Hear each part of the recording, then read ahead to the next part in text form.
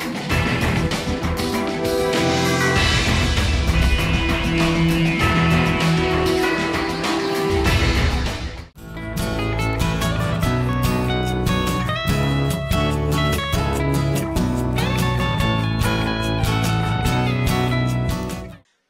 मी संजय आवटे. आवाज महाराष्ट्राचा विशेष कार्यक्रमात तुमचं स्वागत. आज पुन्हा नवी गाज, नवा आवाज. आज मी आहे नाशिकमध्ये.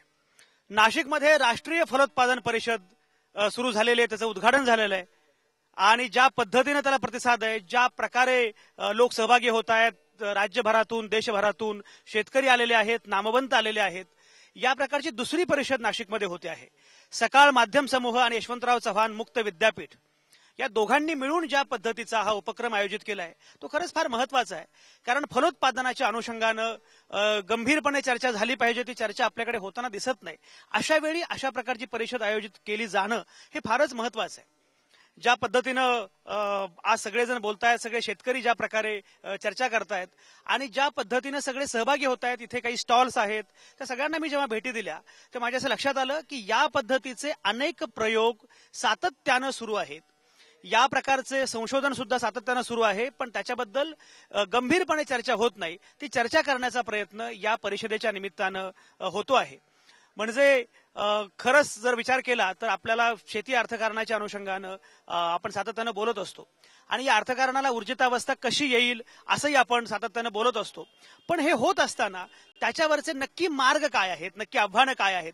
महाराष्ट्राचा विचार करताना विचार केला पाहिजे इथल्या भूगोलाचा, विचार केला पाहिजे इथल्या जिओलॉजीचा, विचार केला पाहिजे एकूण इथल्या मातीचा, सगळ्याच गोष्टींचा विचार केला पाहिजे. अशा वेळी आपल्या पुढची आव्हानं कुठली आहेत, अशा वेळी आपल्या पुढे असणाऱ्या संधी कुठल्या आहेत, या सगळ्याच्या अनुषंगानं ही परिषद फार महत्वाची आहे.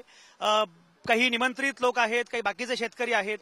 जवळपास अगदी 2,000 शेतकरी ज्या पद्धतीने उत्साहानं सहभागी झालेले आहेत, ज्या प्रकारे हे सगळं सुरू आहे, त्यामुळे मला असं वाटलं की आज नाशिकमध्येच गेलं पाहिजे, या सगळ्या परिषदेचा भाग झालं पाहिजे, इथल्या शेतकऱ्यांशी काही बोललं पाहिजे, इथल्या संशोधकांशी बोललं पाहिजे, इथल्या अभ्यासकांशी बोललं पाहिजे आणि ज्या प्रकारे ही सगळी मंडळी विचार करतायत त्या संदर्भामध्ये काही चिंतन होणं, चर्चा होणं हे फार आवश्यक आहे.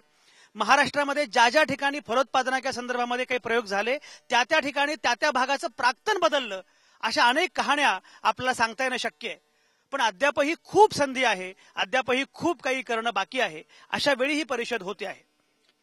नितीन गडकरींनी सकाळी या परिषदेचं उद्घाटन करताना ज्या प्रकारचं अतिशय अभ्यासपूर्ण असं भाषण केलं आणि त्या भाषणामध्ये त्यांनी जी भूमिका मांडली की शेतीच्या संदर्भामध्ये कृषी विद्यापीठांना आणखी बरंच भरीव असं काहीतरी करायचं आहे आणि कृषी विद्यापीठ एकीकडे पांढरे हत्ती होत आहेत. अशा वेळी कृषी विद्यापीठातल्या संशोधनाचा दर्जा वाढला पाहिजे शेतीच्या अनुषंगाने. कारण अनेकदा असं घडतं की शेती म्हटलं की काहीतरी एक सामान्य विषय आहे, त्याला एक शास्त्र आहे, त्याला सायन्स आहे. म्हणजे समजा एखाद्याने कोणीतरी भौतिकशास्त्रामध्ये काही काम केलं, एखाद्याने संगणकामध्ये काही काम केलं तर ते काम फार मोठं आहे. पण शेतीच्या अनुषंगाने काही काम केलं तर मात्र त्याला ते ग्लॅमर मिळत नाही, त्याला ते वलय मिळत नाही. अशा वेळी शेतीला वलय पण मिळणं आवश्यक आहे. शेतीमध्ये काम करणाऱ्या शेतकऱ्यांपासून ते संशोधकांपर्यंत सगळ्यांना ग्लॅमर मिळणं आवश्यक आहे. अशा अंगानं मांडणी दिवसभर होते आहे. सगळे संशोधक आहेत माझ्यासोबत. पण मला गंमत अशी वाटली की संशोधक तर असणारच आहेत, शेतकरी पण असणार आहेत, पण काही तरुण मंडळी मला दिसत आहेत. मी जे मगाशी म्हटलं की खरं तर शेतीचा जेव्हा विचार आपण करत असतो तेव्हा शेतीला फारसं ग्लॅमर दिलं जात नाही आणि अनेक तरुण मुलांना तुम्ही जर विचारलं की तुला काय करायचंय, त्याला आयटी बद्दल तो बोलतो, तो IAS बद्दल बोलतो, तो बाकीचं बरंच बोलतो. पण मला शेतीमध्ये करिअर करायचं आहे असं म्हणणारे तरुण तुम्हाला अभावानंच आढळतात. अशा वेळी ही तरुण मुलं एवढ्या मोठ्या संख्येनं मला दिसली आणि त्यातल्या काही लोकांना आता मी पकडणार आहे आणि खरंच ते इथे का आले हे मला त्यांना विचारायचंय. तुम्ही या परिषदेला खास यावं असं का वाटलं? पहिली गोष्ट तर म्हणजे ही परिषद शेती व शेती व्यवसाय आणि शेतकऱ्यांच्या दृष्टिकोनातून इतकी महत्वाची आहे की आज शेतीचा दर्जा नुसता वाढतोय, तर वाढताना न वाचून फक्त शेतकरी हा भावाकडे बघतो. तर नुसतं भावाकडे न बघताना त्यांनी त्याचं प्रोड्यूस क्वालिटी आणि सगळं उत्पत्ता ही महत्वाची बघितली पाहिजे व त्याच्यानंतर ह्या शेतकऱ्यांना म्हणजे प्रोत्साहन आणखीन मिटून जे महाराष्ट्रामध्ये जे आत्महत्याग्रस्त शेतकरी होतात ते कंटाळून शेतीला कंटाळून जे आत्महत्या करतात ती थांबवण्याकरता ही परिषद इतकी महत्वाची आहे की याच्यामध्ये काही शेतकऱ्यांना प्रोत्साहन भेटलं पाहिजे. आणि सकाळीच नुसतंच नितीन गडकरी साहेबांनी सांगितलं की आपण काही क्षेत्र असे आहेत की ज्याच्यामधून आपण काही काही प्रोड्यूस करू शकतो, तर हे पण करू शकतो. आम्ही त्या वतीने केके कॉलेजचे विद्यार्थी पण आहोत, त्यांच्या थ्रू आम्ही फायनल इयरला त्याच्या दृष्टिकोनातून इथे आलो. तरुणांना असं वाटतं आहे की इथे आपण आलं पाहिजे. शेतकरी आत्महत्या करतोय वगैरे असं शेतीबद्दल कायम विदारक चित्र सांगितलं जातं, पण शेती हा खरं म्हणजे तुमचं नशीब बदलून टाकणारा असा एक उद्योग पण होऊ शकतो. त्याच्याकडे तेवढ्या गंभीरपणे बघितलं पाहिजे, त्यासाठी तेवढ्या पायाभूत सुविधा दिल्या गेल्या पाहिजेत. अशा पद्धतीची चर्चा सगळी इथे सुरू आहे. संगीता, मला एक सांग की आता हे सगळं दिवसभर तू जे काही ऐकलंस किंवा काही स्टॉल्स बघितलेस, लोकांशी बोलते आहेस, काय काय वाटतंय?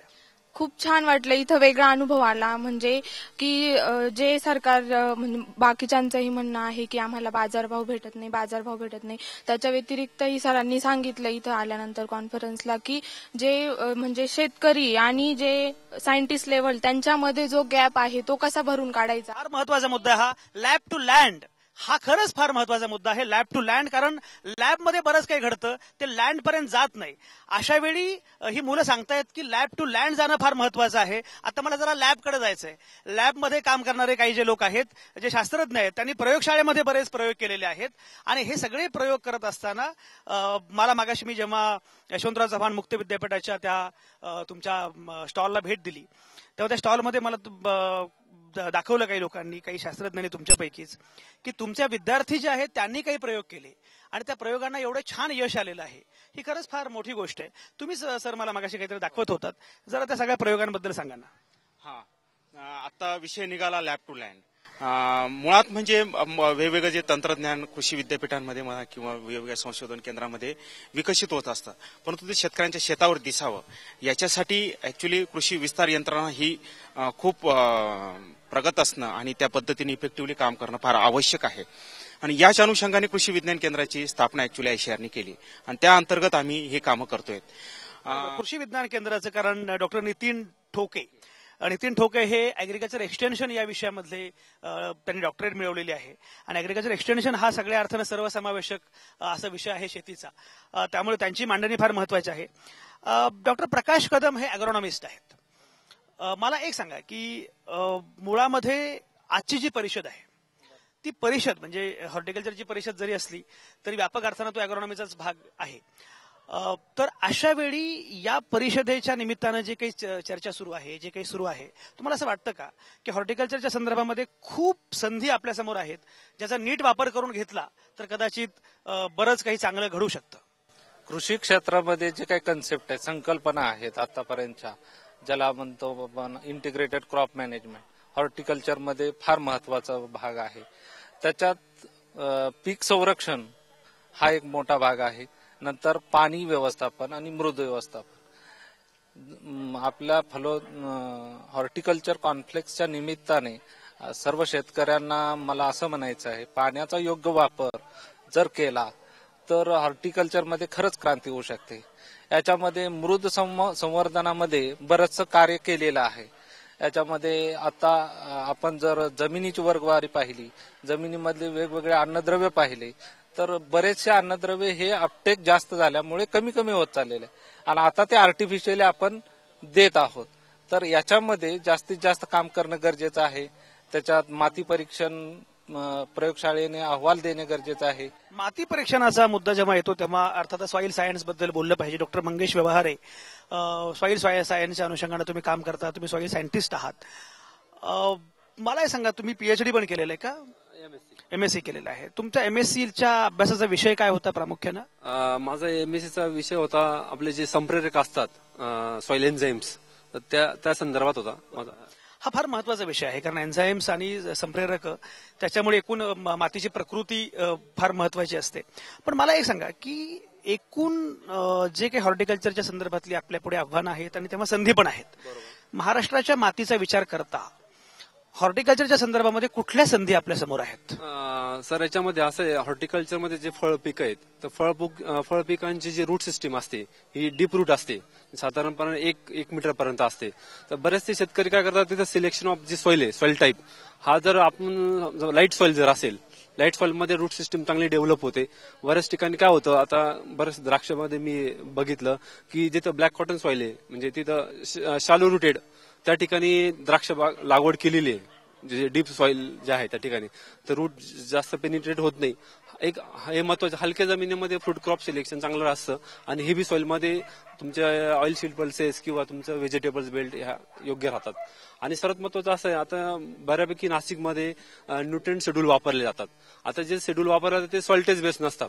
म्हणजे जर ते सॉल्टेज बेस आपण न्यूट्रिएंट शेड्यूल वापरले, म्हणजे हेल्थ कार्ड मार्फत त्याच्यामध्ये सर्व आपण शेड्यूलिंग देतो, म्हणजे न्यूट्रिएंटच्या ग्रेड्स वगैरे, नंतर कोणत्या वेळी कोणत्या पद्धतीने, तर ते प्रोडक्शनच्या दृष्टीने अतिशय फायदेशीर ठरतात. खरं म्हणजे शेती हा मुळात पूरक अशा पद्धतीनं अनेक उद्योग त्याच्यामध्ये आहेत, पण आपण अनेकदा सुट्या प्रकारे विचार करत असतो. शेतीच्या अर्थकारणामध्ये हे सगळेच मुद्दे फार महत्वाचे आहेत. अॅग्रॉनॉमी आहे, हॉर्टिकल्चर आहे, सॉइल सायन्सचा विचार केला पाहिजे आणि त्याचवेळी व्हेटरनरी, पशुसंवर्धन हाही मुद्दा तेवढाच महत्वाचा आहे. डॉक्टर श्याम कडूस आपल्यासोबत आहेत. डॉक्टर श्याम कडूस, एक बघा की शेतीच्या अर्थकारणाचा विचार करताना अनेकदा पशुसंवर्धनाकडे ज्या प्रकारे पाहायला गेलं पाहिजे त्या प्रकारे पाहिलं जात नाही. उलट पक्षी पशुसंवर्धनाची आपली परंपरा सुद्धा आपण विसरत चाललेलो आहोत. अशा वेळी तुम्ही काय सुचवाल? फलोत्पादन परिषदेच्या निमित्तानं बरेचसे शेतकरी महाराष्ट्रातले इथे आलेले आहेत आणि कृषी विज्ञान केंद्र यशवंतराव चव्हाण महाराष्ट्र मुक्त विद्यापीठ पशुसंवर्धनामध्येही फार मोठ्या जोमानं काम करत आहे. पशुसंवर्धन हा शेतीपूरक चालणारा पूर्वापार व्यवसाय आहे, परंतु आज तो प्रामुख्यानं मुख्य व्यवसाय सुद्धा झालेला आहे. आज शेळीपालन, आज कुक्कुटपालन किंवा दूध धंदा हा बाजारामध्ये याला फार मोठी मागणी आहे आणि फार मोठे मोठे व्यवसाय झालेले आहेत.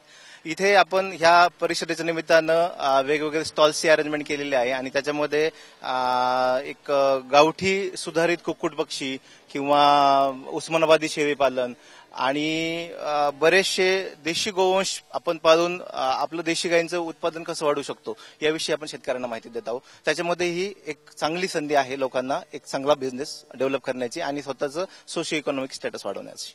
अतिशय महत्वाचा मुद्दा हा सामाजिक आर्थिक तुमचं जे काही स्टेटस आहे किंवा तो स्तर उंचावण्याचा प्रयत्न या निमित्तानं होतोय. पण डॉक्टर, तरी मला सांगा की आत्ता साधारणपणे आपल्या फलोत्पादनाची काय स्थिती आहे, काय चित्र आहे? तसं पाहिलं तर महाराष्ट्र हा सब ट्रॉपिकल झोन मध्ये येत असल्यामुळं अत्यंत चांगलं वातावरण आहे फलोत्पादनासाठी. आणि महाराष्ट्रामध्ये पाण्याची कमतरता असल्यामुळे थोडाफार प्रतिकूल परिस्थिती निर्माण होऊ शकते, परंतु वातावरणाच्या दृष्टिकोनातून एकदम चांगली स्थिती आहे. कोणतंही फूल, कोणतंही फळ आपण कोणत्याही वातावरणात इथं घेऊ शकतो, असं वातावरण महाराष्ट्राला लाभलेलं आहे. फक्त येत्या 4-5 वर्षातला पर्यावरणामध्ये होणारा जो बदल आहे तो जर लक्षात घेता त्यावर थोडाफार सविस्तर अभ्यास करून जर शेतकऱ्यांनी याच्याकडे जर पाहिलं तर एक प्रकारचं चांगला इन्कम आपल्याला फलोत्पादनामध्ये आणि कायम स्वरूपात मिळू शकतो. खरं म्हणजे अॅग्रिकल्चर एक्सटेन्शनची जी मंडळी असतात ती बऱ्यापैकी लॅब टू लँडचाच प्रयत्न करत असतात, किंबहुना लॅब टू लँडसाठीच कृषी विस्तार नावाच्या शाखेचा जन्म झालेला आहे. मला एक सांगा की हे सगळं जे आहे, अनेकदा असं होतं की कागदावर या सगळ्या गोष्टी आहेत आणि जमिनीवर मात्र तसं काहीच नाहीये. अशा वेळी आपल्या शेतकऱ्यांना तुम्ही प्रामुख्याने काय सुचवाल की फलोत्पादनामध्ये कुठल्या संधी आहेत, काय नक्की आहे? खरं म्हणजे जसं डॉक्टरांनी सांगितलं तसं एक वातावरण जे बदलतंय याच्यामुळे काही चॅलेंजेस हॉर्टिकल्चर समोर निश्चित आहेत. परंतु जर इनऑल टोटल जर आपण जर महाराष्ट्राचा जर विचार केला तर फलोत्पादनामध्ये आपण महाराष्ट्र बऱ्यापैकी चांगली प्रगती केलेली असं आपण म्हणूया. चॅलेंजेस आहेत आणि मला वाटतं की या कॉन्फरन्सच्या निमित्ताने एक आपण जी आपण फलोत्पादन परिषद घेतोय ह्याच्यात एक थीम ठेवलेली आहे आपण, ती म्हणजे अॅग्रो प्रोसेसिंग इंडस्ट्रीज. खरं म्हणजे कृषी माल निर्मिती करणे, त्यातल्या त्यात फलोत्पादन करणे इथपर्यंत आपला शेतकरी हा फार सक्षम आहे किंवा आपण त्यांना ते तंत्रज्ञान देऊन तो चांगल्या पद्धतीने हे उत्पादन करू शकतो. मात्र समस्या कुठं आहे तर या मालाला भाव मिळत नाही आणि या मालाला जर भाव मिळाला तर हा व्यवसाय अजून चांगल्या पद्धतीने फायदेशीर होऊ शकतो. आणि हेच अॅग्रो प्रोसेसिंग हे जे थीम ठेवण्यात आलेली या फलोत्पादन परिषदमध्ये हे याचं प्रमुख कारण आहे. कारण जास्तीत जास्त जर आपण जर प्रोसेसिंग इंडस्ट्री किंवा आपण ज्याला आपण कृषी माल प्रक्रिया याच्या त्यात हॉर्टिकल्चर म्हणजे फळ आणि भाजीपाली प्रक्रिया याच्यामध्ये जर आपण जास्तीत जास्त प्रमाणात जर जाऊ शकलो तर रोजगार तर मिळेल. हा एक फायदा आहेच, इनडायरेक्ट फायदा. परंतु जास्तीत जास्त माल जर याच्यामध्ये आपण वळता केला तर बाजारात होणारे ग्लट्स किंवा बाजारात येणारा जास्तीचा माल आणि जो आपण म्हणतो की अर्थशास्त्राचा नियम की पुरवठा वाढला की किमती कमी होतात, तर हा जर जास्तीत जास्त पुरवठा जर आपण या प्रोसेसिंग इंडस्ट्रीला किंवा प्रक्रिया उद्योगाकडे गेला तर आपल्याला बाजारातले भावही स्थिर करता येतील. आणि मला वाटतं की या परिषदेच्या निमित्ताने याचं चांगलं चर्वण याच्यात होणार आहे. आणि जर या फूड इंडस्ट्रीज किंवा फूड प्रोसेसिंग इंडस्ट्री जर वाढल्या तर फार मोठा फायदा शेतकऱ्यांना होणार आहे. इव्हन भाव स्टॅबिलाइज होण्यासाठी किंवा भाव स्थिर होण्यासाठी सुद्धा याचा फार मोठा फायदा होणार आहे. एकूण हा मुद्दा कृषी अर्थकारणाशी पण निगडीत आहे, एकूण अर्थकारणाशी निगडीत आहे. आणि शेतकऱ्यांच्या समोर असणाऱ्या संधी काय आहेत, शेतकऱ्यांच्या समोर असणारी आव्हानं काय आहेत, ही सगळी मंडळी सांगतायत. आणि मला या सगळ्यांविषयी अधिक आत्मीयता यासाठी आहे कारण हे सगळे माझे मित्र आहेत. मी ही BSc ऍग्रिकल्चर केलेलं आहे आणि हे सगळे त्या साधारणपणे आसपासच्या बॅचमधले सगळे लोक आहेत की 93, 94 किंवा काय. आणि त्यानंतर त्या विषयांमध्ये पुढे जाऊन स्पेशलायझेशन केल्यानंतर जी भूमिका ते मांडतायत त्यांचं म्हणणं असं आहे की आपल्या शेतकऱ्यांना जेव्हा तो काबाड कष्ट करतो, घाम गाळतो, हे सगळं आहे, पण नंतर 2 गोष्टींमध्ये तो कमी पडतो किंवा अडचणी येतात. एक म्हणजे प्रक्रिया करणं, नंतर विपणन आणि भाव. हे 3 मुद्दे जे आहेत त्याच्या अनुषंगानं तुम्हाला जर विचार करता आला. आणि म्हणून हा मुद्दा तेवढाच जसा शेतकऱ्यांशी निगडीत आहे तेवढाच तो मुद्दा पॉलिसी म्हणून पण आहे, धोरण म्हणून पण आहे, त्याचाही विचार करावा लागणार आहे. तज्ज्ञ काहीतरी बोलत असतात, शेतकरी काही करत असतात, अनेकदा या दोघांना जोडण्याचा प्रयत्न होत नाही. मला असं वाटतं की फलोत्पादन परिषद म्हणजे तज्ज्ञ आणि शेतकरी यांना जोडण्याचा खऱ्या अर्थानं प्रयत्न आहे. आणि त्याचवेळी प्रक्रिया उद्योग सुद्धा कसा करता येऊ शकतो, तुम्हाला विपणन कसं करता येऊ शकतं, मार्केटिंग कसं करता येऊ शकतं, या सगळ्या अंगाने सर्वंकष भूमिका घेणारा असा एक फार चांगला प्रयत्न या निमित्ताने केलेला आहे. आता काही शेतकरी माझ्यासोबत आहेत. गणेश रमेश निंबाळकर, दहिवद, नाशिक, असं काहीतरी असं याच्यावर लिहिलेलं आहे. बरं, गणेश निंबाळकर, तुम्ही दहिवद मधून आलेले आहात, चांदवड तालुका, बरोबर. आता मला एक सांगा की मुळामध्ये अशा परिषदेला यावं असं का वाटलं? या परिषदेची माहिती आपल्या सकाळचे बातमीदार दीपक निकम मैत्रीचे संबंध असल्या कारणाने त्यांनी जिव्हाळ्याने सांगितलं आणि त्यांनी बघितलेलं आहे. गेली 8-10 वर्ष मी डाळिंबाच्या आणि द्राक्षाच्या शेतीमध्ये आहे. कांदा आहे, सोयाबीन आहे, सगळीच पिकं आहे. परंतु डाळिंबाच्या शेतीच्या माध्यमातून मी स्थिरावलो आहे. आणि मला आनंद वाटतो हे सांगताना की मी अॅग्रोवन सारखा पेपरचा वाचक आहे आणि त्याच वाचनाच्या माध्यमातून मी शेती करावं या गोष्टीकडे माझ्या मनाला प्रवृत्त करणाऱ्या त्या बातम्या मी वाचायचो आणि त्याच्यातून मी पुढे आलेलो आहे. ती एक गोष्ट आहे. आणि मी डाळिंबाची पीक पद्धती माझ्यात आत्मसात केली आणि त्याच्यातून मी स्वतःचा अर्थार्जनाचा चांगला प्रयत्न केला. किती चांगला केला, स्वतःचे ₹1,00,000 आयुष्यात मला अनेक ठिकाणी कामं केली. मी बेरोजगार म्हणून अनेक ठिकाणी कन्स्ट्रक्शनमध्ये कामाला गेलो असेल, बऱ्याच ठिकाणी कामं गेलो असेल, डेली याच्यावरती काम केलं असेल, परंतु स्वतःचे ₹1,00,000 मला मात्र माझ्याच मातीने दाखवले आणि तेही डाळिंबासारख्या पिकाने दाखवले. कांद्यासारख्या नाही दाखवले, पण कांद्याचा विश्वास येत नाही की पुढच्या वर्षी हे पीक आपल्याला देईलच, असं सोयाबीनचा येत नाही आणि कुठल्याही याचा येत नाही.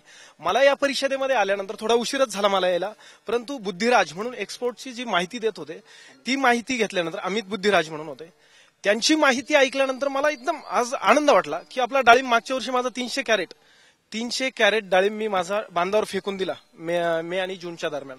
काय झालं, मागच्या वर्षी माझ्याकडे पाणी फार कमी होतं आणि पाणी कमी असल्या कारणाने मी थोड्या पाण्यावर तो जिवंत ठेवला. काही कारणाने मी नाशिकला आलेलो असताना घरी पाऊस झाला. इतका पाऊस झाला की 20 मिनिटात पूर्ण दोन्ही लाईनमध्ये गुडघ्या इतकं पाणी तुंबलं आणि त्याच्यावरती ते मी रात्री काही गेलो नाही मळ्यात. 2 दिवसात इतका फरक जाणवला की पूर्ण डाळिंबाला तडे गेले. इतके तडे गेले की थोडा परिपक्वतेच्या बाजूला चालला होता, तो परिपक्व व्हायला थोडा उशीर होता, परंतु मला कुठे विकता नाही आला. किंबहुना जर आपण चांगल्या डाळिंबाला सोबत 1 कॅरेट घेऊन गेलो तर त्याला चांगला मार्केट मिळतो, पण एवढे 300 कॅरेट घ्यायला कोणी तयार नव्हतं. सगळ्यात जास्त फटका मला तिथं बसला. मी मागच्या वर्षीच्या फटक्याने पुन्हा 3 वर्ष मागे आलेलो आहे. मी खूप साऱ्या गोष्टी त्याच्यावरती अवलंबून व्यवस्थापन केलेलं होतं. तर त्या पद्धतीनं जर त्या दाण्याची म्हणजे फुटलेल्या डाळिंबाच्या दाण्याची मी जर कुठेतरी विक्री करू शकलो असतो, रेल्वेमध्ये तर एवढंच पाकिट ₹10 विकता, मी जरी घ्यायला गेलो तर 10लाच देतील, काही विषय नाही, पण मी ते विकत बसलो तर मग या सगळ्या गोष्टी आहे. तर ही या व्यवस्थेमध्ये मला समाविष्ट करून घेणारी व्यवस्था आहे असं मला त्या बुद्धिराज सरांच्या बोलण्यातून जाणवलं. फारच छान. म्हणजे हे शेतकरी आहेत, उत्पादक म्हणूनही बोलतायत आणि शेतकरीच उत्पादक होतो आहे असं पण एक चांगलं चित्र आहे. तुमचं काय नाव? विलास वाघ. विलास वाघ, तुम्ही कुठले आहात? चांदवड. मला एक सांगा की चांदवड सारख्या ठिकाणी अलीकडच्या काळामध्ये कुठल्या प्रकारच्या फलोत्पादनाचा प्रयत्न किंवा प्रयोग झालाय, काय काय सांगता येईल? चांदवडमध्ये फुल झाड आहे ते सध्या चांगलं प्रकार चालू आहे. झेंडूचे फुल आहे, तिथं आवक पण चांगली आहे आणि तिथं कृषी उत्पन्न बाजार समितीमध्ये त्याचे निर्यात पण होते तिथे. त्याच्यामुळं फुलझाडाला मागच्या वर्षी चांगला भाव होता, पण ह्या वर्षी पाऊस म्हणजे योग्य प्रमाणात असल्यामुळे तिथं म्हणजे जास्त प्रमाणात उत्पादन झाल्यामुळे या वर्षी त्यांना भाव भेटला नाही. त्याच्यामुळं शेतकऱ्यांची थोडी निराशा झाली, पण चांगल्या वर्षी त्याला चांगला भाव मिळाला. मागच्या वर्षी चांगला भाव मिळाला होता त्याला. अच्छा, मग अशी ठोके सर काही मुद्दे मांडत होते. डॉक्टर ठोके, एक बघा, म्हणजे आता हे सगळे शेतकरी काही प्रयत्न करतायत, काही प्रयोग करतायत, अशा काही सक्सेस स्टोरीज तुम्हाला सांगता येतील का की एखादा परिसर आहे, त्या परिसरामध्ये पूर्वी काही होत नसे, हॉर्टिकल्चरच्या अनुषंगाने काही प्रयोग सुरू झाले आणि बऱ्यापैकी तो परिसर बदलून गेला, असं काही सांगता येईल का? हो, बराचसा आता जसं आपण याच्यामध्ये माननीय नितीन गडकरी साहेब यांनी पण सांगितलं की पाणी हा सगळ्यात महत्वाचा विषय आहे आणि बऱ्याचशा आता आम्ही आमच्या नाशिकचा जो पश्चिमेचा जो बेल्ट आहे याच्यात बऱ्यापैकी आदिवासी शेतकरी आमचे काम करतात. या भागामध्ये आता पाणी आल्यामुळे बऱ्यापैकी भाजीपाला पिकं मोठ्या प्रमाणावर घ्यायला लागले. इव्हन आपल्याला जर बघितलं ना तर भात पिकानंतर कुठलंही पीक न घेणे हा ट्रेंड जवळपास सगळीकडे सारखा दिसतो, परंतु आमच्या या भागामध्ये आता भाजीपाला पिकं मोठ्या प्रमाणावर ही शेतकरी घ्यायला लागलेली आहेत. फक्त एक विषय असा आहे की थोडासा बाजारभाव हा सगळ्यात महत्वाचा विषय आहे आणि त्या अनुषंगाने या फलोत्पादन परिषदेमध्ये अतिशय चांगला विषय आपण हाताळत आहोत की प्रक्रिया उद्योग, आणि याच्या मार्फत मला वाटतं की काही सोल्युशन्स आपल्याला मिळू शकतील. शेवटी असं आहे की प्रक्रिया उद्योग करता येईल, बाकी सगळं करता येईल, पण मगाशी ज्या सॉइल सायन्सचा उल्लेख आपण करत होतो, तुम्ही त्यातले अभ्यासक आहात, MSc केलेला आहे, आणि आता असं म्हटलं जातंय की एकूण शेतकरी सगळीकडेच नाराज आहे. म्हणजे इव्हन जे बाकीचे मोर्चे निघतायत त्यातही शेतीचा मुद्दा हा फार महत्वाचा आहे, जातीचा नव्हे तर मातीचा मुद्दा आहे, अशा प्रकारे पण मांडणी झाली आहे. खरंच मातीचा मुद्दा एवढा महत्वाचा असेल तर ही माती आपल्या हातात आहे का ती बदलणं, तिची प्रकृती बदलणं किंवा तिच्या प्रकृतीनुसार आपण काही बदल करून घेणं, असं काही शक्य आहे का? अगदी बरोबर. जसं माणसाचं आरोग्य आहे सर, जसं आपला मेडिकल रिपोर्ट असतो, आता आपलं भारत सरकार नरेंद्र मोदी सरांनी सांगितलेले की जमीन आरोग्य पत्रिका, त्या जमीन आरोग्य पत्रिका म्हणजे त्या जमिनीचं पूर्ण आरोग्याचा त्यामध्ये उल्लेख असतो. म्हणजे माती प्रयोगशाळेमध्ये कोणते घटक आपण चेक केले, त्याचं स्टँडर्ड प्रमाणित व्हॅल्यू किती, लॅबमध्ये किती आलेले आहेत आणि त्याचे रिमार्क्स.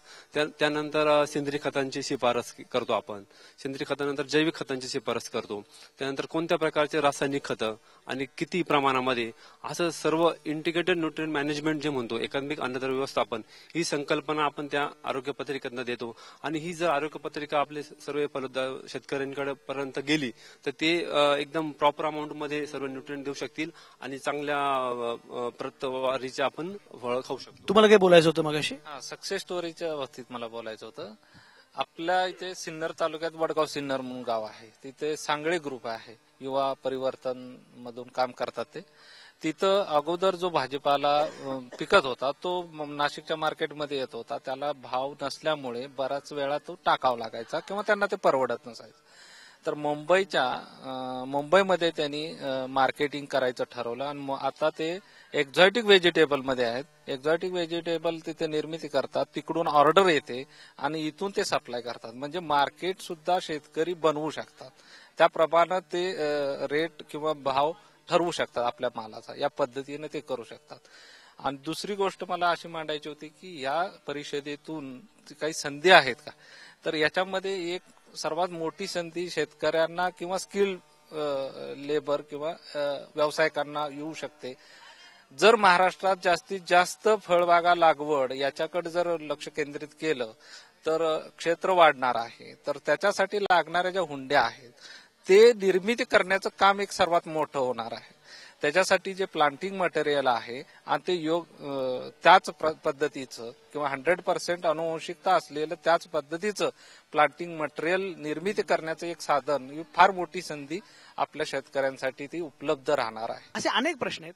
शेतकरी ज्या पद्धतीने ते मुद्दे मांडतायत ते सगळे मुद्दे त्यांचाही विचार केला पाहिजे, कारण अनेकदा असं होतं की तज्ज्ञ एका पेजवर असतात, राजकीय नेते वेगळ्याच पेजवर असतात आणि शेतकरी वेगळ्याच पानावर असतात.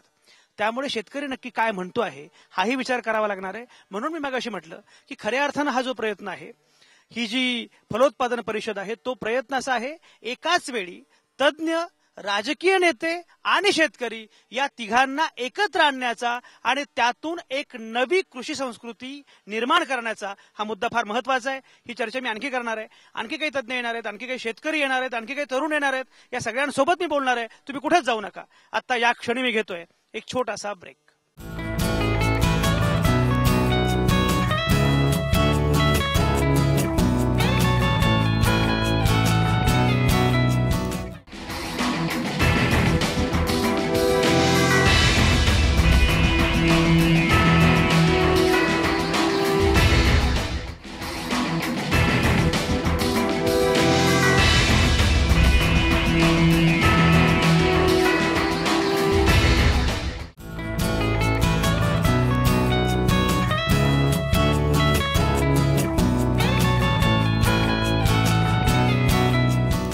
तुमचं पुन्हा एकदा स्वागत.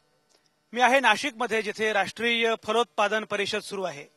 यशवंतराव चव्हाण मुक्त विद्यापीठाच्या प्रांगणामध्ये, आणि खूप छान प्रांगण आहे. म्हणजे यशवंतराव चव्हाण मुक्त विद्यापीठाचा जो परिसर आहे, 150-200 एकरांचा अतिशय हिरवागार असा परिसर आहे.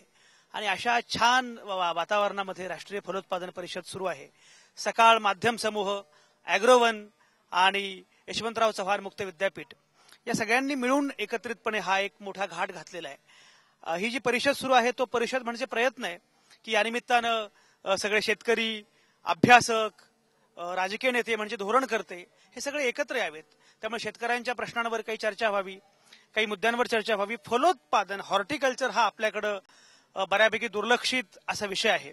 आणि अशा विषयावर काम करण्याचा, अशा विषयावर चर्चा करण्याचा प्रयत्न ही सगळी मंडळी या निमित्तानं करतात. शेतकरी चांगल्या मोठ्या संख्येनं इथे आलेले आहेत. त्यातले बरेचसे काही निमंत्रित शेतकरी आहेत, काही स्वतःहून आलेले आहेत. राज्याच्या कानाकोपऱ्यातनं, देशाच्या कानाकोपऱ्यातनं शेतकरी आलेले आहेत. त्याचप्रमाणे अभ्यासक आलेले आहेत, तज्ज्ञ आलेले आहेत, वेगवेगळ्या कंपन्यांचे उत्पादक, प्रतिनिधी हे सगळे लोक आलेले आहेत. आणि त्यामुळे एका अर्थानं एकाच वेळी तज्ज्ञ, अभ्यासक, शेती, माती, कृषी अर्थकारणाला बळ असं सगळं छान सुरू आहे. हे सगळे शेतकरी इथे काहीतरी गप्पा मारतायत आणि या निमित्तानं सगळं छान अशा गप्पा टप्पा सुरू आहेत. काय तुमचं नाव काय? जयवंत पेडणेकर. जयवंत पेडणेकर. कुठून आलात तुम्ही? कोल्हापूर, चंदगड तालुका, नांदेवडे गाव. तुम्ही शेतकरी म्हणून काय करताय? शेतकरी म्हणून आमची काजूची वगैरे बाग आहे. किती एकर आहे? आता साधारणतः एक 4 एकर बाग आहे. बरं, 4 एकर काजू. आता मला सांगा, काजू 4 एकर आल्यानंतर त्याच्यावर प्रक्रिया तुम्ही कुठं करता? प्रक्रिया आमच्या भागातच बरेचसे काजू कारखाने आहेत. आमचाही मानस आहे की आता काजू प्रक्रिया उद्योग सुरू करणे आणि त्या माध्यमातून आम्ही काजूवर आता प्रक्रिया वगैरे जी आहे ती आता करणार आहे. तुम्ही नितीन ठाकरे, बरोबर? कालगाव. मला एक सांगा, तुम्ही कालगाव मधून आलेले आहात, बरोबर आहे? तुम्ही शेती करता? हो. कुठली शेती करता? डाळिंब, अद्रक, शेवगा. इथं आल्यावर तुम्हाला काय काय बघायला मिळालं? आम्हाला काही नाही, सगळे कंपनीचे स्टॉल आणि योग्य हवामानाचा अंदाज वगैरे मार्गदर्शक चांगले मिळालं आम्हाला. हा, काय तुमचं नाव काय? यतीशा निकम. यतीशा, वेगळं नाव आहे. काय अर्थ काय यतीशाचा? अर्थ खूपच वेगळा आहे, संन्यासी. अरे बापरे. बर बर बर बर. तुम्ही काय करता? मी रॅलीज इंडिया लिमिटेड कडून आले. आमचा स्टॉल आहे इकडे. बर, काय काय स्टॉल मध्ये काय आहे? आमचं पेस्टिसाइड्स आहेत, फंजीसाइड. जेवढे पण आता केमिकल घेणार तुम्ही, जो द्राक्ष शेतीसाठी या पूर्ण शेतीसाठी लागतात ते सर्व. मला एक सांगा की प्रामुख्यानं जे तुमच्याकडे शेतकरी येत आहेत त्यांचं साधारणपणे काय म्हणणं आहे, किंवा हे बहुतेक शेतकरी हेच बोलतात, असं काय आहे? सर्वात पहिलं म्हणजे डाळिंबचा जो शेतकरी, त्याचं तेल्यासाठी काही आहे का? तेल्या हा एक रोग आहे जो व्हायरल डिसीज आहे. त्याच्यासाठी अजून तरी काही चांगलं असं संशोधन नाहीये. त्याच्यावरती सगळ्या शेतकऱ्यांची रिक्वायरमेंट आहे की आहे का याच्यासाठी. तेल्यावर काही आहे का? डॉक्टर सतीश भोंडे आता माझ्यासोबत आहेत, त्यामुळे त्यांच्याकडे मला गेलं पाहिजे. कारण शेतकऱ्यांचं म्हणणं असं आहे की डाळिंब हे खूप चांगलं आहे, त्याच्यामुळे डाळिंबामुळे अनेकांचं अगदी प्राक्तन बदलतं वगैरे, हे सगळं बरोबर आहे. पण डाळिंबाच्या अनुषंगानं जो काही मुख्य मुद्दा जो आहे आणि पेस्टिसाइड्सच्या संदर्भामध्ये जे काही प्रश्न आहेत, डॉक्टर सतीश भोंडे आता मुद्दाम आपल्यासोबत आहेत. आणि सतीश भोंडे हे हॉर्टिकल्चरिस्ट आहेत. गेल्या अनेक वर्षांपासून शेतकऱ्यांना सांगतायत की कशा प्रकारे फलोत्पादन केलं पाहिजे. त्यामुळे आज डॉक्टर सतीश भोंडे इथं असणं हे फारच महत्वाचं आहे. सतीश भोंडे, तुमचं स्वागत करतो मी. आणि मला सांगा की पहिल्यांदा आपण यतिशा जे म्हणाली की डाळिंबाचा जो काही तेल्या रोग आहे त्याच्याबद्दल काय सांगाल? तेल्या हा जीवाणूजन्य रोग आहे आणि त्यामुळे जीवाणूंच्या वाढीसाठी किंवा त्याचा प्रसार होण्यासाठी ज्या ज्या गोष्टी कारणीभूत आहेत त्यांच्यावरती आपण लक्ष देऊन त्याचं नियंत्रण जर केलं तर निश्चितपणे तेल्याचं नियोजन आपण करू शकतो. आतापर्यंत आपल्याकडे अशी रेजिस्टंट किंवा प्रतिकारक जाती नाहीत, पण त्याला पोषक असणारं हवामान डाळिंबासाठी जे आपण लागवड करण्यासाठी जे रोपं वापरतो ती तेल्यामुक्त बागेतून आणणं आणि प्रत्येक डाळिंबाच्या झाडाला योग्य सूर्यप्रकाश आणि हवा हे जे नैसर्गिक घटक आवश्यक असतात ते. आणि चौथं महत्वाचं म्हणजे ह्या ज्या हवामानातील बदलांमुळे जमिनीचं जे आरोग्य बिघडलेलं आहे आणि जमिनीतल्या जे योग्य मायक्रोफ्लोरा त्याला आम्ही म्हणतो, म्हणजे जे सूक्ष्म जीव असतात जे प्रत्येक पिकाला रोग आणि किडींपासून स्वसंरक्षण करण्यासाठी शक्ती देतात किंवा त्यांना मदत करतात, त्यांची संख्या वाढवणं हे गरजेचं आहे आणि त्याच्यावरती आता लक्ष केंद्रित आपल्याकडनं झालं पाहिजे. आणि 3 गोष्टी महत्वाच्या आम्ही नेहमी सांगतो की फलोत्पादन हे बागायती पिकं असतात बहुतेक, त्याच्यामुळे ती ह्या रोग आणि किडींना जास्तीत जास्त प्रमाणामध्ये तितक्या सहजतेनं बळी पडतात, त्याच्यामुळे त्यांची काळजी घेणं आवश्यक आहे. आता यासाठी 3 गोष्टी आपल्याला ज्या पाहिजेत त्या आहे. पहिलं म्हणजे पाणी, ज्याचा आज मोठ्या प्रमाणात तिथे उल्लेख होतो आहे की जेवढं पाणी आपल्याला मिळतं तेवढं जर आपण कन्झर्व केलं, त्याचं संधारण केलं तर ते आपल्याला वापरता येईल. दुसरं त्याचा वापर जास्तीत जास्त क्षेत्रावर करण्यासाठी सूक्ष्म सिंचन पद्धती, मायक्रो इरिगेशन म्हणजे ड्रीप असेल, स्प्रिंकलर असेल, त्यांचा जास्त प्रमाणात वापर. आणि सगळ्यात महत्वाचं तिसरं ज्याचं अजूनही दुर्लक्षित आहे ते म्हणजे शेतकऱ्यांचं प्रशिक्षण. कारण अनेक गोष्टी, अनेक तंत्रज्ञान जे आपल्या देशामध्ये किंवा परदेशात उपलब्ध आहे आणि त्याचा वापर आपण करू शकतो ते आपल्यापर्यंत पोहोचलं नाही, त्याविषयीचं आपल्याला प्रशिक्षणच मिळालं नाही. शेतकऱ्यांचं प्रशिक्षण हा फार महत्वाचा मुद्दा आहे. डॉक्टर भोंडेंना मला पुढच्या टप्प्यामध्ये हे पण विचारायचं आहे की प्रशिक्षण जेवढं आवश्यक आहे त्याच वेळी आता फलोत्पादनाच्या अनुषंगानं आव्हानं महाराष्ट्रापुढे कुठली आहेत आणि शेतकऱ्यांच्या अनुषंगानं संधी कुठल्या आहेत ते मी त्यांना विचारणार आहेच. पण काही महिला शेतकरी पण इथे आलेले आहेत आणि खास अगदी दुरून मला वाटतं कोल्हापुरातून वगैरे या सगळ्या शेतकरी महिला आलेल्या आहेत. तुम्ही कुठून आलात? कोल्हापूर जिल्हा, सोनारी गाव, कागल तालुक्यात. बरं, तुमचं नाव काय? रेखाताई धनाजी कुराडे. आमच्या इकडे हवामानानुसार शेवगा लागवड किंवा भाजीपाला, वांगी असा आमची शेतकऱ्यांची इच्छा असते करायला, तरी सुद्धा ती वांगी पीक बुरशीनाशक मुळे शेतकऱ्याला म्हणावं तसं म्हणजे लाभत नाही. पीक म्हणजे असं फुलावर किंवा तोडण्याच्या वेळेला असं ज्या वेळेला येतं त्यावेळेला की तिची म्हणजे असं मरत खाली जाते बुरशीमुळे. अच्छा, असा प्रश्न तुमचा काही आहे का? तुमचं नाव सांगा अगोदर. माझं नाव जयश्री बचाटे. जयश्री, तुम्ही कुठून आलात? कागल तालुक्यातून सोनाळी. तुम्ही कुठलं पीक लावता? आम्ही झेंडू. तुमचा काय प्रश्न झेंडू बद्दल? झेंडू कसं होते, पाऊस आला की झेंडू मोठा झाला की तो पाऊस आला की गारपीटनं बाद होतो झेंडू. हे सगळे प्रश्न आहेत. या सगळ्या प्रश्नांच्या अनुषंगानं शेतकरी इथं आलेत की काही उत्तरं मिळतील. जयाजीराव सूर्यवंशी आता माझ्यासोबत आहेत आणि आकस्मिकपणे जयाजीराव भेटल्यामुळे मला फार छान वाटलं, कारण एरवी आवाजच्या अनेक चर्चांमध्ये जयाजीराव येत असतात. जयाजीराव, एक बघा, म्हणजे मुळात फलोत्पादन परिषद हा प्रयत्न असा आहे की तुमच्यासारखे सामाजिक राजकीय कार्यकर्त्यांनी याची इथं आलं पाहिजे, शेतकऱ्यांनी आलं पाहिजे आणि तज्ज्ञांनी आलं पाहिजे आणि या सगळ्यांनी एकत्रितपणे काही धोरण ठरवलं पाहिजे. प्रश्न शेतकऱ्यांचे आहेत, प्रश्न सगळ्यांचेच आहेत, त्याच्यावर मार्ग काढणं फार आवश्यक आहे. तुम्हाला ही फलोत्पादन परिषद महत्वाची का वाटली? मला तर आज सगळ्यात महत्वाची परिषद की या हवामान बदलाच्या संदर्भात अद्याप चर्चा कोणी केली नाही आणि ती सकाळ अॅग्रोवरनी या सगळ्या सकाळ परिवाराने केली आणि याच्यामध्ये एका केंद्रीय मंत्र्यांनी फार चिमटे काढून राज्य सरकारला बऱ्याच बाबतीमध्ये जागृत करण्याचा प्रयत्न केला.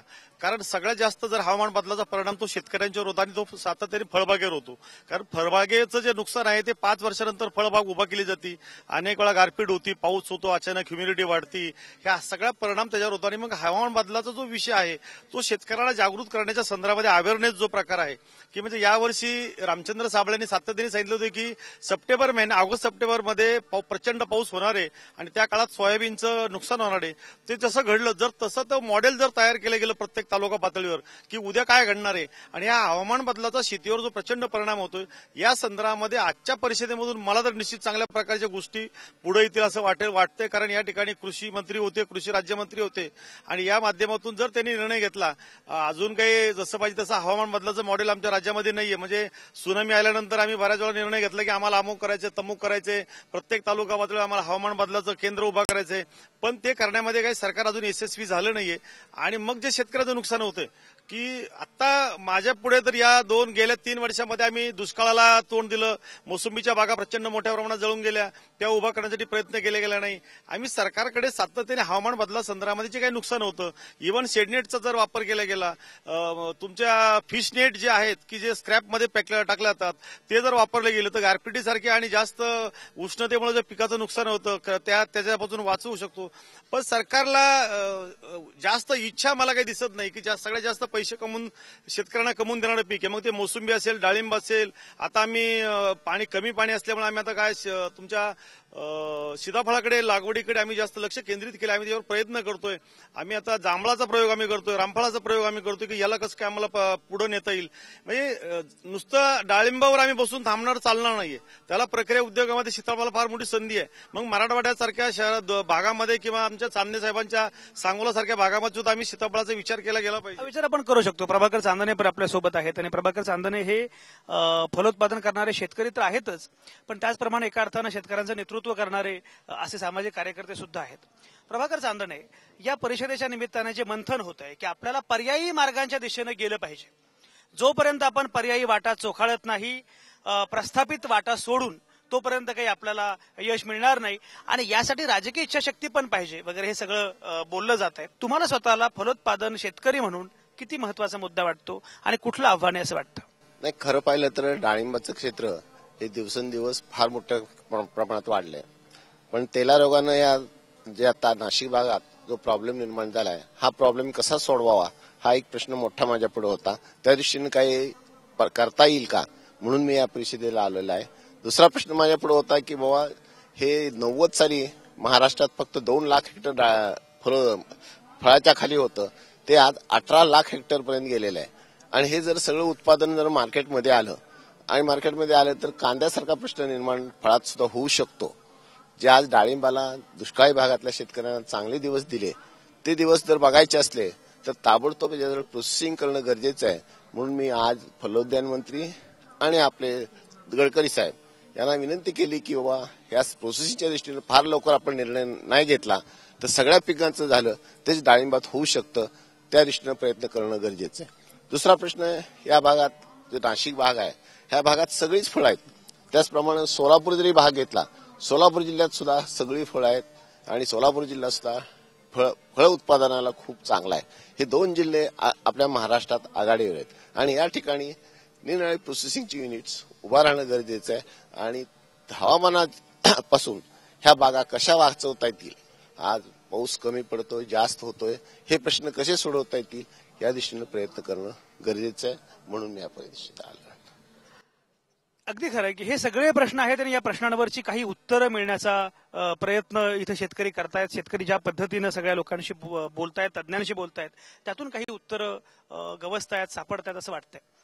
राजेंद्र भांबरे, धुळ्यामध्ये शेती करत असताना तुमच्या पुढे प्रमुख प्रश्न नेहमी कुठला असतो? एक तर खूप जास्तीचा पाऊस, एक तर खूप दुष्काळी परिस्थिती, यांच्यापैकी एका कोणत्या तरी गोष्टीचा सामना करावा लागतो शेतकऱ्याला. आणि असे अनेक, एखाद्या वर्षी जास्त पाऊस, एखाद्या वर्षी कमी पाऊस, याच्यामुळे कोणत्या तरी याच्यात शेतकरी सापडतो. यतीशा, मगाशी तुम्ही ज्याप्रमाणे उल्लेख केला तेल्या रोगाचा, अशा प्रकारच्या आणखी कुठल्या गोष्टी आहेत की ज्याला शेतकऱ्याला तोंड द्यावं लागतं आणि वारंवार तुम्ही ते ऐकत असता तुम्ही जेव्हा बोलता शेतकऱ्यांशी, असे कुठले प्रश्न आहेत?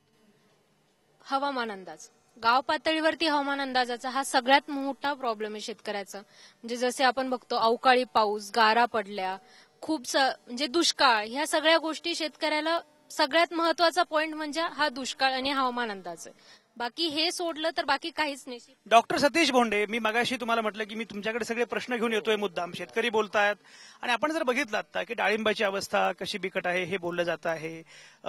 खूप पाऊस पडतो, दुष्काळ येतो, मातीचा प्रॉब्लेम आहे, मातीचा पोत काय तो प्रश्न आहे, हवामानाचा अंदाज तो मुद्दा आहे, क्लायमेट चेंजचा उल्लेख आता जयजरावांनी केला. आणि अशा परिस्थितीमध्ये आपण म्हणतो आहोत की आपल्याला फार मोठी क्रांती करायची आहे असं स्टेजवरून म्हणणं सोपं आहे. शेतामध्ये मात्र यांचा झेंडूचा प्रॉब्लेम होतो, यांचा आणखी कुठला प्रश्न असतो. अशा वेळी काय करायचं, कुठली आव्हानं आहेत, काय संधी आहेत? आकडेवारी जर पाहिली तर शेतकऱ्यांनी खूप मोठी क्रांती ऑलरेडी घडवलेली आहे. फक्त नियोजनाचा आणि बाजार व्यवस्थेचा योग्य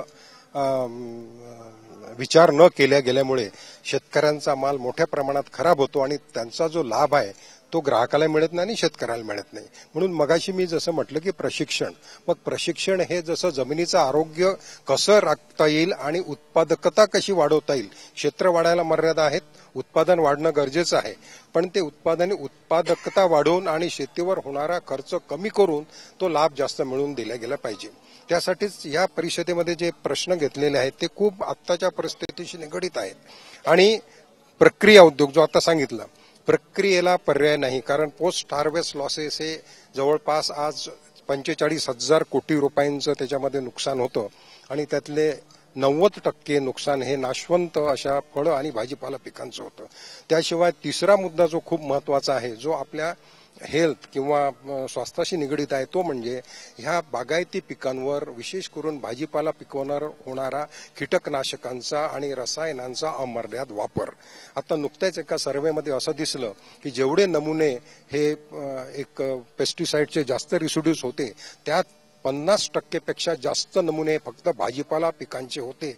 आणि हा खूप गंभीर आहे, कारण रोज आपण भाज्या खातो आणि असं जर घडत गेलं तर आपल्याला अनेक प्रकारचं म्हणजे जे सुरक्षित अन्न म्हणतो तर ते सुरक्षित खऱ्या दृष्टीने आपल्या तब्येतीसाठी सुरक्षित असलं पाहिजे. म्हणून या परिषदेमध्ये जो उद्या जो भाग आहे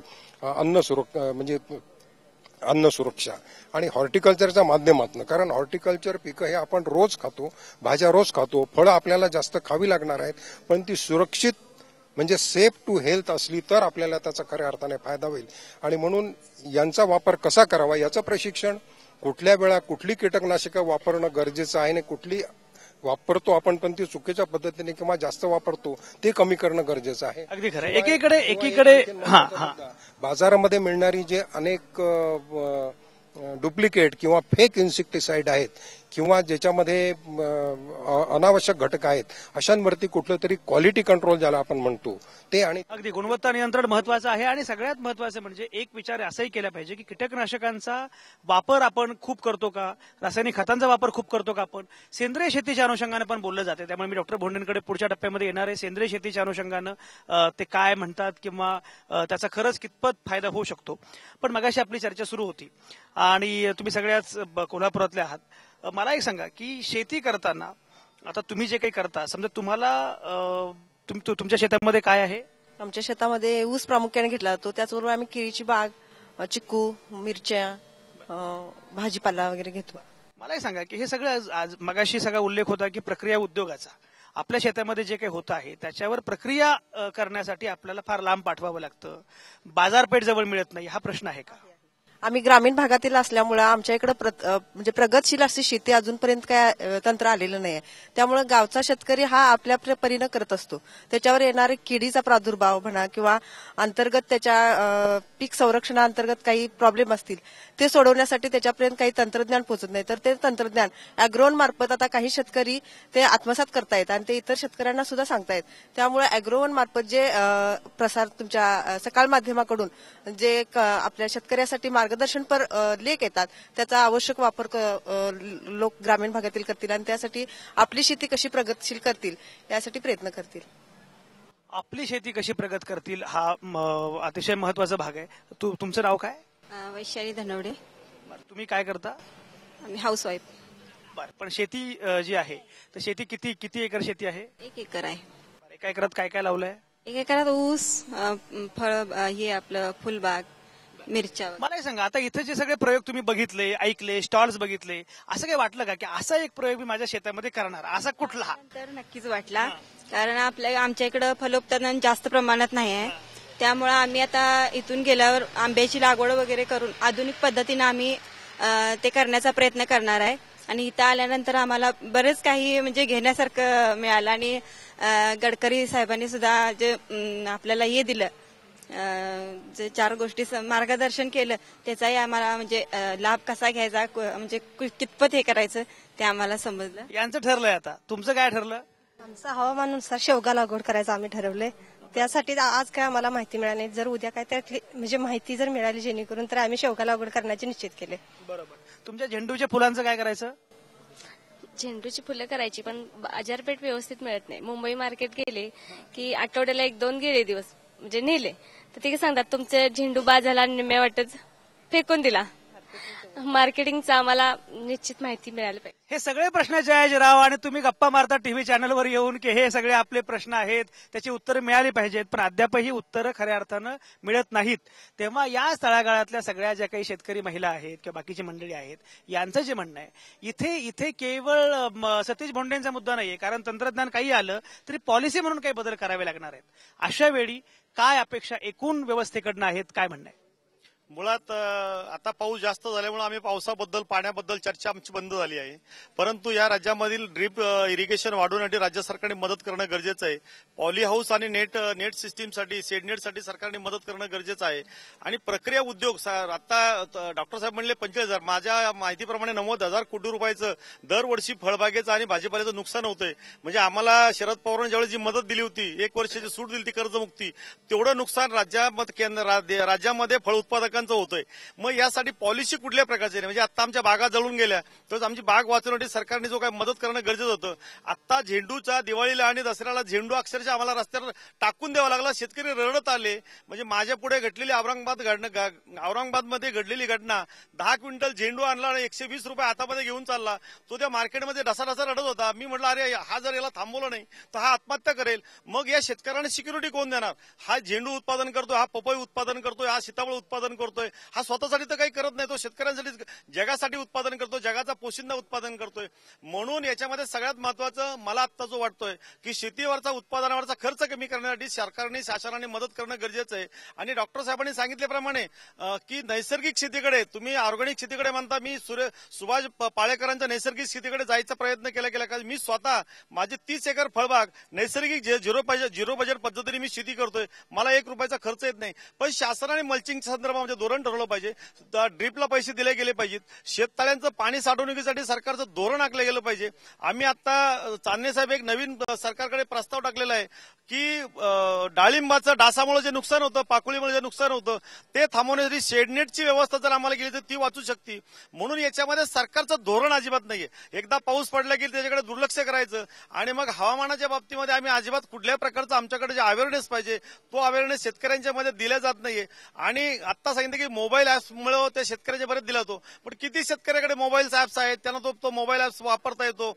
म्हणून कृषी विभागाचं जे आत्मासारखी जी संस्था आहे, जी नुसती पांढरा हत्ती बसून काम करते, पैसे खातीये, तिला कुठेतरी कामाला लावलं गेलं पाहिजे. हे सगळे प्रश्न आता. आणि विद्यापीठाचं कुठल्या प्रकारचं संशोधन नाहीये. म्हणजे रेजिस्टंट व्हरायटी, म्हणजे मग डाळिंबाची असेल, आमची मोसंबीची असेल, संत्र्याची असेल, आमचं सातत्याने दुष्काळामुळे आणि पावसामुळे नुकसान होतंय. याच्यावर जे काही करणं गरजेचं आहे त्याचं सरकारकडे लक्ष नाही. हे सगळे मुद्दे महत्वाचे आहेत. एकीकडे फळबागांवरची कीड हा मुद्दा महत्वाचा आहेच, पण त्याच्यामुळे कीटकनाशक कंपन्या ज्या प्रकारे धंदा करतायत त्याच्यामुळे उलट पक्षी रोगापेक्षा इलाज जालीम असं पण घडत चाललंय. आणि त्याचवेळी नैसर्गिक शेती असेल, त्याचवेळी सेंद्रिय शेती असेल, असं पण बोललं जाते. डॉक्टर भोंडेंना मला हे विचारायचं आहे की खरंच अशा वेळी शेतकरी गोंधळून जातो की नैसर्गिक शेती म्हणतात, सेंद्रिय शेती म्हणतात, कीटकनाशकांचा वापर खूप केला पाहिजे असं म्हणतात. आम्ही नक्की काय करायचं? त्यांच्याकडे मला जायचंय, पण त्यापूर्वी पुन्हा इथे काही शेतकरी महिला आलेल्या दिसत आहेत मला. काय तुमचं नाव काय? संपदा पवार. संपदा, कुठून आलात तुम्ही? कोल्हापूरहून. बर, कोल्हापूरहून बऱ्यापैकी लोक आलेले दिसतात. सगळ्यात जास्त फायद्याचं पीक कुठलं आहे तुमच्याकडे आता? ऊसाचं आहे. आणि म्हणजे असं आम्ही ऊसातून डबल व्यवसाय म्हणून फुलाच्या बागा करतो, म्हणजे झेंडू. परंतु जास्त पाऊस पडल्यामुळे नाहीतर असं कीटकनाशकमुळे झेंडू का फार दिवस राहत नाही. तुम्ही इथे स्टॉल्स बघितले वेगवेगळे, काही मोठे डाळिंब किंवा काय असं काय काय बघितलं, काय बघितल्यावर तुम्हाला असं वाटलं की अरे हे फार छान आहे, हे जरा आपण काहीतरी असा प्रयोग केला पाहिजे? किंवा तुम्ही इथं कुठले प्रश्न घेऊन इथं आला होता की या प्रश्नाची उत्तरं तुम्हाला मिळायला पाहिजेत? आमच्याकडे आता ऊस आणि भातच आहे, झेंडूचे आहे, पण झेंडू आता सध्या झेंडूच्या पावसामुळे बुरशी वगैरे पडायला लागली आहे. आता अजून हे करायचंय. सगळीकडे याच प्रकारचे प्रश्न येत आहेत आणि डॉक्टर सतीश भोंडे, आपण पुन्हा पुन्हा साधारणपणे त्याच मुद्द्यांबद्दल बोलतो आहोत. मी मगाशी असं म्हणालो की कोणीतरी येतं नैसर्गिक शेतीबद्दल बोलतात, कोणीतरी येतं सेंद्रिय शेतीबद्दल बोलतात, कीटकनाशक किंवा काय हा सगळा मुद्दा आहे. कीड तर रोज नवनव्या प्रकारची येते आहे, जी आहे त्या किडेवरचे काही उपाय सापडत नाहीत, कीटकनाशक कंपन्या आपला धंदा करतायत. या सगळ्या याच्यामध्ये शास्त्रज्ञ म्हणून तुम्ही सगळ्या शेतकऱ्यांना काय सल्ला द्याल आणि हे जे आव्हान आहे ते आव्हान पेलण्यासाठी काय सुचवाल? मी असं सांगेल की पिकाच्या वाढीसाठी आणि उत्पन्न चांगलं येण्यासाठी जे अन्न घटक लागतात ते अन्न घटक हे सेंद्रिय किंवा असेंद्रिय कुठल्याही स्वरूपातून मिळाले तरी चालतील, पण सेंद्रिय शेती जर केली आणि हा सेंद्रिय शेतीचा जो पाया आहे तो शेतामध्येच आहे, म्हणजे रिसायकलिंग ज्याला आपण म्हणू, म्हणजे शेतातले पिकांचे अवशेष आपण परत खतांच्या रूपाने त्याच जमिनीला दिले आणि त्यांच्या अनुषंगाने सेंद्रिय कर्ब जर जमिनीतला वाढला तर जीवाणू जे आवश्यक आहेत पिकावर रोग आणि किडीचा बंदोबस्त स्वतःच्या माध्यमातून करण्यासाठी त्यांची संख्या जर वाढवली तर हे बरेचसे प्रश्न सुटू शकतात. आणि त्यासाठी शेतकऱ्यांना असा सल्ला देईल की थोडाफार मार्केटचा अभ्यास करून, हवामानाचा अभ्यास करून, आता त्या सुविधा उपलब्ध आहेत, आपण पिकांचं नियोजन करायचं. ज्या आपण व्हरायटीज वापरतो त्याचं उत्पादकता किती आहे, म्हणजे किती प्रोडक्शन देतं. आता झेंडूचा जो प्रॉब्लेम झालेला आहे सगळ्यांनी हायब्रिड जाती वापरल्या आणि त्याचं अमाप उत्पादन आलं, पण एकरेज जे होतं ते कमी असून सुद्धा उत्पादन जास्त आलं कारण त्यांची प्रॉडक्टिव्हिटी पावसामुळे चांगली आली. तर हा विचार करून आपण क्षेत्र कमी केलं पाहिजे. म्हणजे झेंडूची गरज आहे, लिमिट आहे, त्याला काही तुम्ही झेंडू जास्त पिकवला म्हणजे घेणारा जास्त गेल असं होत नाही. तर ती गरज किती आहे, आपल्या देशाची गरज किती आहे, आपल्या समाजाची गरज किती आहे, कुठल्या वेळी किती गरज लागणार आहे, त्याप्रमाणे आता उद्याच्या याच्यात हे मंथन मी करणार आहे. ही सगळी चर्चा अतिशय महत्वाची. खरं म्हणजे आणखी बरेच मुद्दे आहेत, बऱ्याच मुद्द्यांवर बोलणं आवश्यक आहे. सगळ्या शेतकऱ्यांना बोलायचं आहे, सगळ्या महिला शेतकऱ्यांना बोलायचं आहे, जयाजीरावांनाही काही बोलायचं असेल. माझा वेळ संपलाय, पण ही सगळी चर्चा अतिशय महत्वाची यासाठी आहे कारण फलोत्पादनाच्या निमित्तानं ज्या प्रकारचं एक नवं रेव्हेन्यू मॉडेल निर्माण होत आहे त्याची एक सक्सेस स्टोरी आता महाराष्ट्रातल्या शेतकऱ्यांनी तयार केली. सतीश भोंडेंनी मगाशी उल्लेख केला त्याप्रमाणे जे शेतकरी करतायत ते फारच महत्वाचं आहे, फारच वेगळं आहे.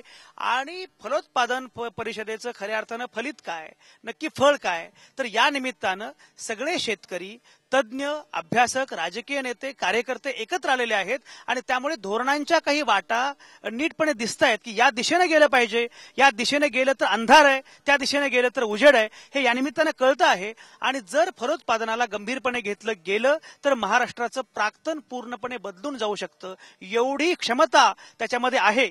आज गडकरींनी ज्याप्रमाणे उल्लेख केला की राज्य सरकार काय किंवा बाकीची यंत्रणा काय अद्यापही ते गंभीरपणे घेत नाही, पण जर हे गंभीरपणे घेतलं गेलं तर निश्चितपणे येणाऱ्या कालावधीमध्ये यश फार दूर नाही, हे या निमित्तानं सिद्ध झालेलं आहे. सगळ्याच नामवंतांचे अतिशय मनापासून आभार. आज मला इथं थांबावं लागणार आहे, पण उद्या सोमवारी पुन्हा आवाजमध्ये याच विषयावर आपण चर्चा करणार आहोत. हेच शेतकरी असणार आहेत, हे सगळे अभ्यासक सुद्धा वेगवेगळ्या प्रकारचे असणार आहेत आणि या सगळ्यांसोबत आपण चर्चा करणार आहोत. खरोखरच फलोत्पादन परिषदेचं फलित काय हा मुद्दा आहेच, पण ज्याचा उल्लेख मगाशी जयाजीरावांनी केला की क्लायमेट चेंजचं आव्हान आहे. मगाशी या सगळ्या महिला सांगत होत्या की झेंडूचं काय होतं, बाकीच्या पिकांचं काय होतं, ऊसाचं काय होतं, डाळिंबाचं काय होतं, हा सगळा उल्लेख जेव्हा सुरू होता तेव्हा या सगळ्याबद्दलची आव्हानं किती मोठी आहेत, संधी किती आहेत, या सगळ्या अनुषंगाने ही चर्चा अतिशय महत्वाची ठरणार आहे. सगळ्या शेतकऱ्यांचे, सगळ्या नामवंतांचे अतिशय मनापासून आभार. आणि खात्री आहे की खरोखरच एका चांगल्या दिशेनं हा शेतकरी जाईल. आज जरी शेतकऱ्याची वाट खडतर असली तरी उद्या मात्र ही वाट आणखी चांगली होईल असा प्रयत्न या फलोत्पादन परिषदेच्या निमित्तानं होतो आहे. एक आश्वासन मिळतं आहे, एक ग्वाही मिळते आहे. महाराष्ट्र एका नव्या वाटेवर, नव्या वळणावर उभा आहे. हे सगळं पाहताना मला स्वतःला फार आनंद होतोय आणि मला असं वाटतं की खरोखरच हे सगळं घडत असताना आपण एके साक्षीदार आहोत. तुम्ही साक्षीदार आहात आणि केवळ साक्षीदार नाही, तुम्ही शिल्पकार सुद्धा आहात. एनिवेज आज थांबतो इथंच. पुन्हा भेटू सोमवारी रात्री 8 वाजता. तुमच्या आतल्या आवाजासह पाहत आणि ऐकत रहा आवाज महाराष्ट्राचा.